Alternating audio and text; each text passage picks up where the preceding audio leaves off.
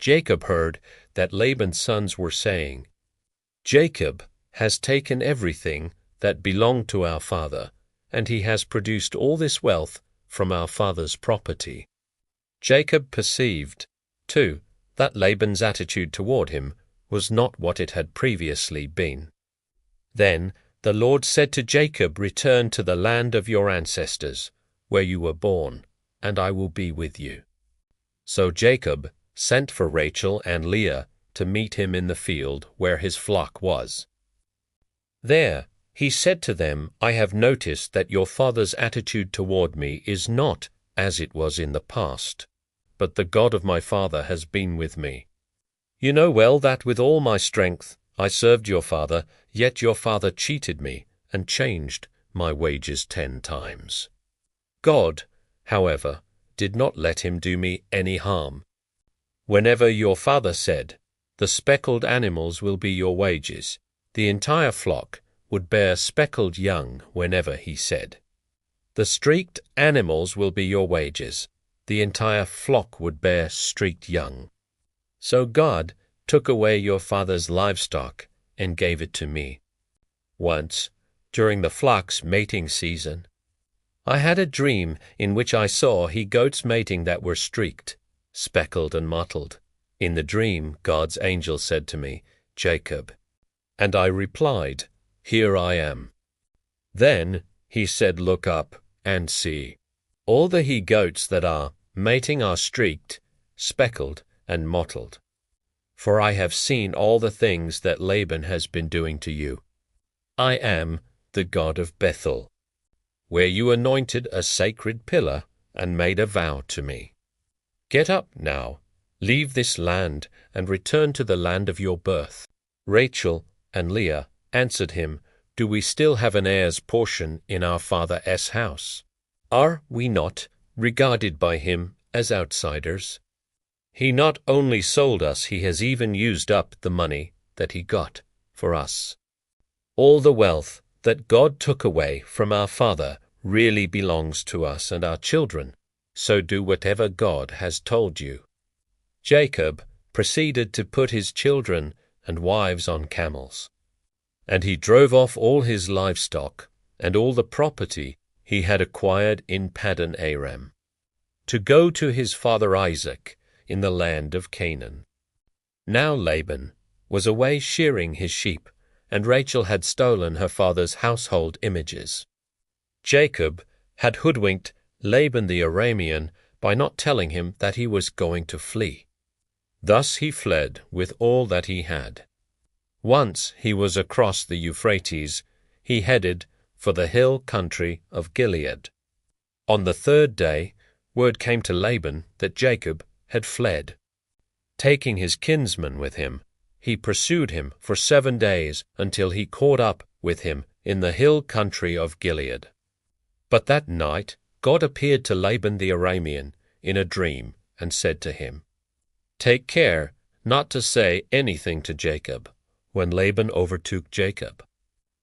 Jacob's tents were pitched in the hill country. Laban also pitched his tents in the hill country of Gilead. Laban said to Jacob, "How could you hoodwink me and carry off my daughters like prisoners of war? Why did you dupe me by stealing away secretly? You did not tell me. I would have sent you off with joyful singing to the sound of tambourines and harps. You did not even allow me a parting kiss to my daughters and grandchildren. Now what you have done makes no sense. I have it in my power to harm all of you, but last night the God of your father said to me, 'Take care not to say anything to Jacob.'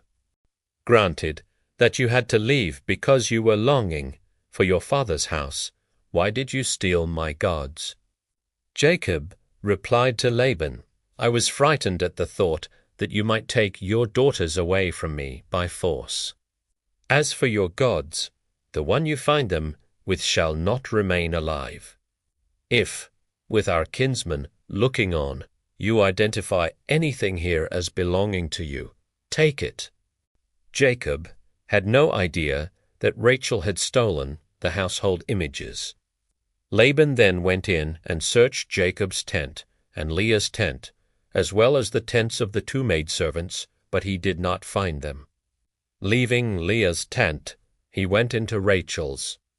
Meanwhile Rachel had taken the household images, put them inside the camel's saddlebag, and seated herself upon them. When Laban had rummaged through her whole tent without finding them, she said to her father, "Do not let my lord be angry, that I cannot rise in your presence. I am having my period." So, despite his search, he did not find the household images. Jacob, now angered, confronted Laban and demanded, "What crime or offense have I committed that you should hound me? Now that you have rummaged through all my things, what have you found from your household belongings? Produce it here before your kinsmen and mine, and let them decide between the two of us.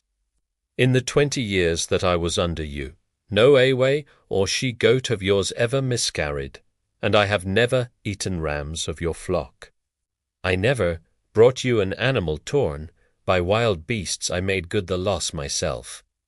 You held me responsible for anything stolen by day or night. Often the scorching heat devoured me by day, and the frost by night, while sleep fled from my eyes. Of the 20 years that I have now spent in your household, I served you 14 years for your 2 daughters and 6 years for your flock, while you changed my wages 10 times. If the God of my father, the God of Abraham and the fear of Isaac, had not been on my side, you would now have sent me away empty-handed. But God saw my plight and the fruits of my toil, and last night he reproached you." Laban replied to Jacob, "The daughters are mine, their children are mine, and the flocks are mine. Everything you see belongs to me. What can I do now for my own daughters and for the children they have borne? Come, now let us make a covenant, you and I, and it will be a treaty between you and me." Then Jacob took a stone and set it up as a sacred pillar. Jacob said to his kinsmen, "Gather stones." So they got stones and made a mound, and they ate there at the mound. Laban called it Jegar-Sahadutha, but Jacob called it Gilead. Laban said, "This mound will be a witness from now on between you and me." That is why it was named Gilead, and also Mizpah. For he said, "May the Lord keep watch between you and me when we are out of each other's sight.